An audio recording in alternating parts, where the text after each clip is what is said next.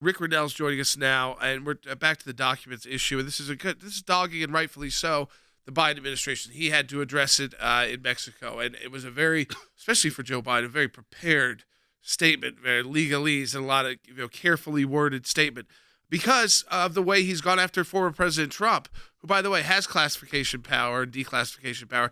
That's not even something the vice president could even try to argue in court or whether even try to get a federal court to consider because you don't have that power. But I want to go right to Rick Grenell, who's the acting director of national intelligence, dealt with a lot of classified documents. And Rick, what you brought up is that there's also a gap here because there's in the timeline between when the vice president would have taken these documents and left office and this Penn Center with this personal office being opened. Look, they went somewhere. When they left the vice president's office or home, they went to Joe Biden's property in Delaware or his office. They went somewhere before they went to Penn. And so we need to know, are there other documents that are in those other locations? And why isn't the FBI immediately raiding the Biden home in Delaware to figure out, are there documents still left behind? We do know that somehow someone put classified documents into the Penn Biden Center where there are no individuals who are authorized to handle classified information. So we've had 6 years, Jordan, think about that. Yeah. 6 years at least that we've had documents circulating, classified documents circulating in multiple locations. We don't even know the tip of the iceberg. For the media to say that this is just 10 or 12 documents, they don't know. What's interesting to me, Rick, is, of course, we're looking now at some of what other documents. And the three areas that have been leaked, of course there's leaks. Ukraine, Iran, these are two sensitive areas. And then the UK, which I'm going to ask you a question about that in a moment.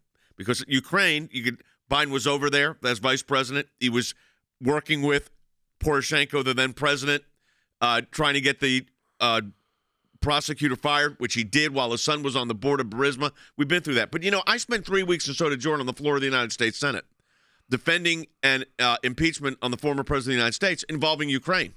And if this was exculpatory evidence that we didn't get access to because he had it locked away in a closet in his Biden Center, creates another problem, in my view. Look, I've been a part of a meeting between Poroshenko, the former Ukrainian president, and a vice president.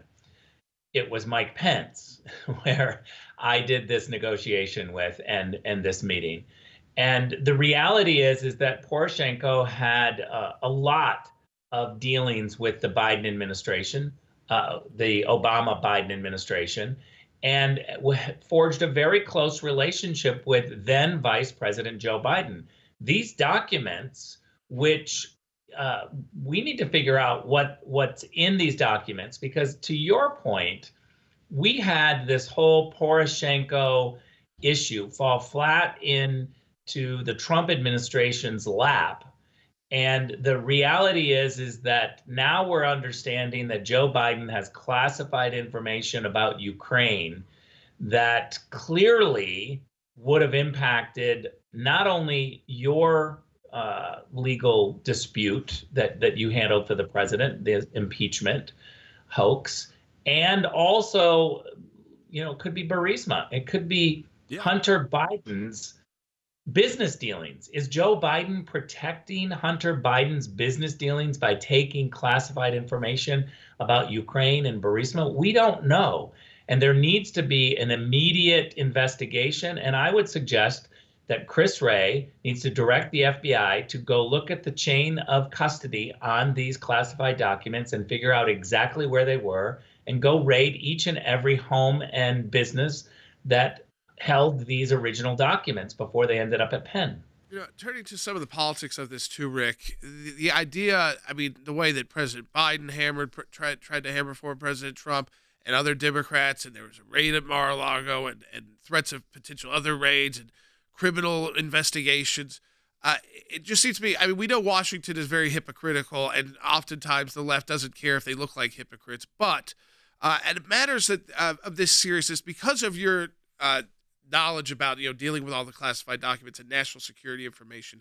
Just to explain to people for a minute, the importance of, again, it's a little bit of a difference than having a document dispute over 6 months as a former president and a vice president who's had these documents for 6 years, and one of them happens to be on the hot button issue under not just the current war in Ukraine, but because a president was impeached. But the importance of the security of these kind of documents. Well, there's two things that govern the Trump-Biden documents. One is the Presidential Records Act, which governs President Trump. The other is the Federal Records Act, which governs Vice President Biden. Vice President Biden was not a president when he took these documents, and so he's got to abide by the Federal Records Act, just like cabinet officials and everybody else has to abide by. We don't have the ability to declassify, or I should say I did because I was Director of National Intelligence, and there are two people that get to declassify, the Director of National Intelligence and the President of the United States. We don't have to ask permission. We get to declassify and inform. And I think there's a difference. But that's not the vice president. It's very important to understand that. That's the DNI director, you, and the president, but not the vice president. The vice president has to ask for permission and be approved to declassify information. The president and the director of national intelligence only have to inform, and even then, who are they informing? It's a nicety, it's a courtesy, because you're certainly not informing anyone that needs to approve it. Well, the president doesn't have the. I mean, who's the president? He's the chief. He's the chief executive. Who's he informing? You're saying as a courtesy, if you were the DNI, when you were DNI, if you were going to declassify something, you'd let the president know. But that's not because you have to. That's just because of the courtesy of doing it. With the president, there's no one for him to go to. But that's the difference between this case and, you know what the problem with both of this? I said this, Rick. The problem with all this is the federal government has weaponized document disputes, and every administration has these, by the way, when they leave, has weaponized document disputes into criminal cases. And when you do that, you interfere with the president of the United States or the former president of the United States. But when you do it to a sitting president of the United States, it raises all kind of other constitutional issues that I argued for President Trump. And this is why the FBI weaponized like this is so dangerous to our republic. Well, look, the one thing that I learned years ago is that when the Democrats accuse you of something, you immediately know that they are doing the same thing. That's why they're accusing you. So I no longer panic when I get accused by the Democrats of doing something. I immediately think, okay, well, now I got to investigate them because this is exactly what they're doing as they're accusing me. This is the classic rule and what's happened in this Biden case. Joe Biden was on 60 Minutes. He was out there clutching his pearls, pretending he was so outraged that there were stupid people that were not able to caretake classified information. And yet he had classified information in his office when he made that 60 Minutes interview.